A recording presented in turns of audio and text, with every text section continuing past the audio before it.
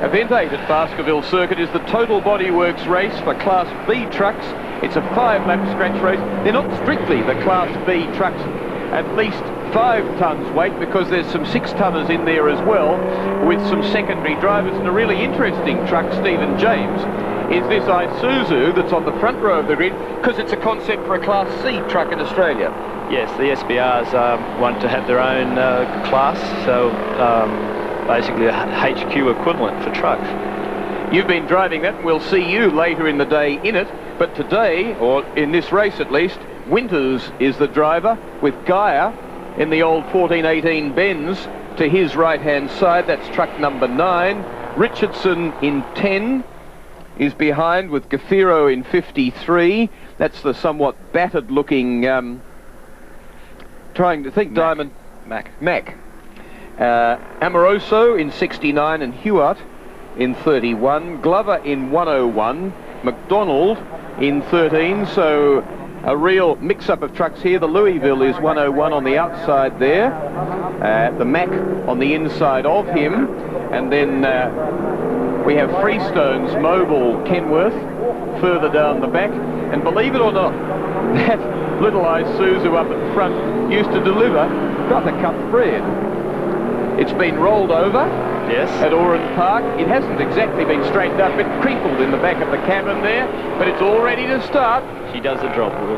And we've got a green. 9 of them coming round now for this 5-lapper, 10 kilometres, and they're in a big hurry, and they're clustered very close together, with Gaffiro in 53 in very close company on the outside, but he might be going all right by the time he gets into the Coca-Cola S's. But some of them have forgotten where the racetrack is. Hewitt is one of them in 31. He was so far out he'd be booked for being off the highway. Watch them go past this SBR. Let's have a look how it happened. It was really close company here.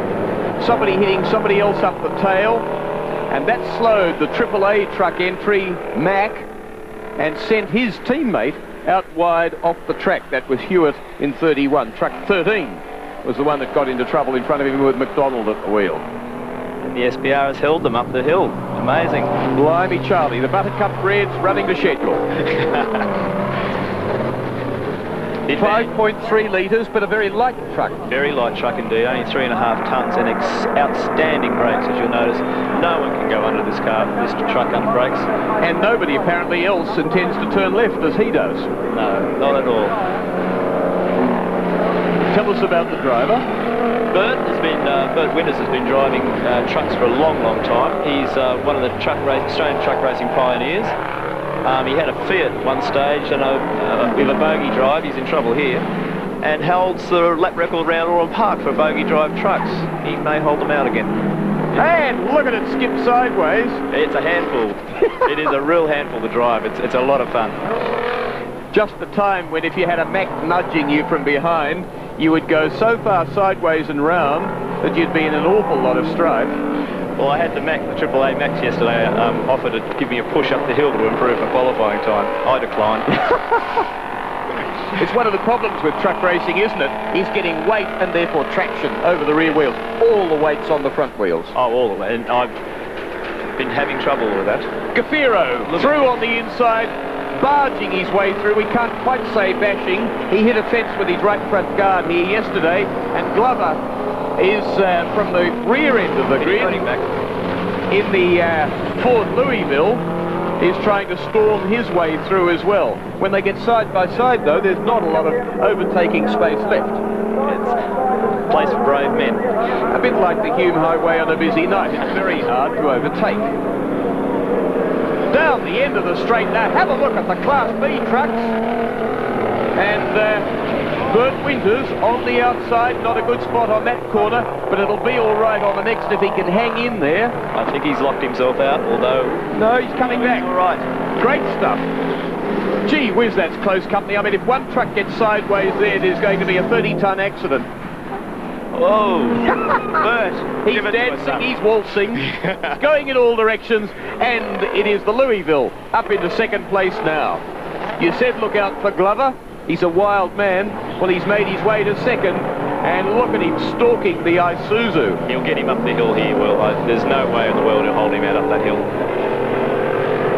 And he says, stay left, I'll get out of your way. And Bert Fingers says, all right, Mr. Glover, sir, please, after you, I'll let you take the left-hand side.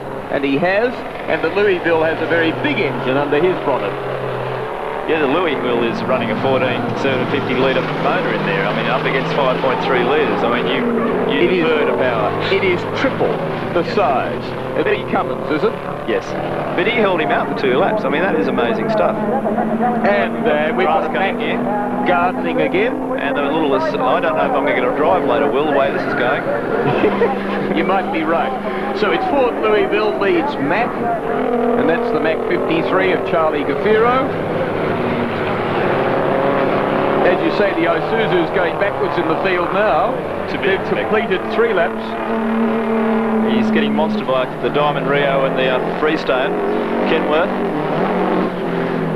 And Freestone's charging forward. Again, we've got someone go off. One of the AA Team Max, and he's chassis twisting in pain and contortion as he rides his way over various bits of the outfield of Baskerville. Well, both those AAA Max have been threatening to do something big all week. I think anybody that's out there is doing something big, particularly Monsieur Glover, Stephen Glover, in this nearly 15-litre Louisville Ford. He blew that motor yesterday and had an overnight rebuild, so he's doing very well. It's a sort of racing where when you want to do a rebuild, you get a forklift truck for the small components and a crane for the big ones, because the replacement engine would be about a ton, wouldn't it? Oh, over. Yeah, very much so. You know, you're talking about the motor and itself, it weighs more than a family. Let's have a look at truck number 3. Holds it well. Which is Bill Cedars, and holds the slide beautifully. 6 tons going wild. In the States, they race these trucks on dirt, would you believe, Will?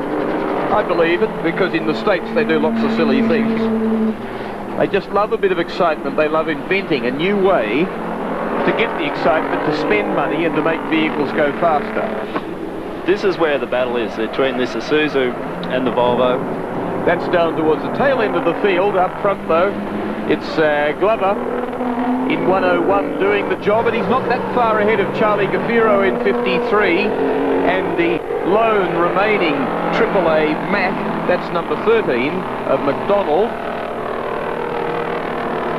Ken McDonald, the car that Peter Hewitt was driving earlier on, 11.4 litres, but chasing nearly 15 in the Ford Louisville. And you don't give no lip to a Louisville. Oh, a bit of grass cutting. It's a very exciting corner, that one that leads onto the straight.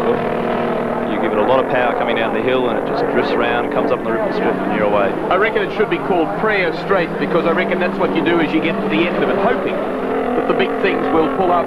This is just a 5-lapper, and indeed they're coming round to complete lap 5 now. The checkered flag awaiting Glover, who takes it in 101.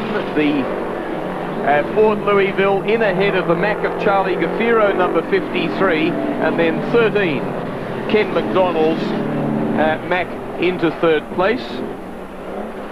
So the total bodyworks 5-lap scratch race for Class B trucks around Baskerville, 10 kilometres, won by Stephen Glover in truck 101. Ford's fairly late entrant into the heavy truck market. The Louisville helped by nearly 15 litres ahead of 53, the ex-cement mixer of Charlie Gaffiro, the international lodestar, and into 3rd place, Ken McDonald's Mac R600, number 13.